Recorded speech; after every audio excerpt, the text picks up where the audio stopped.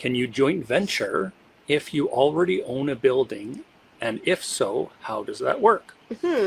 Great question, Lisa. One of our faves. And the answer to that question is super simple. Yes.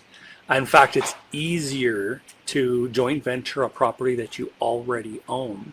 And there's a few reasons why it's easier. Number one, you already know what the numbers are, so it's not prospective or numbers that are speculative.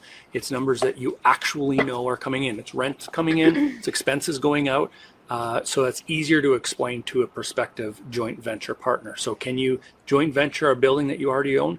Yes, you can. So mortgage qualification is also usually already taken care of, right? So it makes it easier too. There's so many benefits to it. Let's throw this concept out there for others that might be thinking about this too. A property that you already own.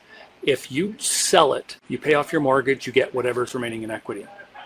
If you joint venture it, it's kind of the same as selling it. You get your money back. You get your money back that you put into it, but you still own 50% of it. So you're selling it, you're getting all your money back, but you still own 50%. Now you use that money and you go and buy another property. Now that recycled down payment buys you a property and a half, and you can keep on doing that and keep on doing that. So as long as you can qualify for more mortgages. Yeah.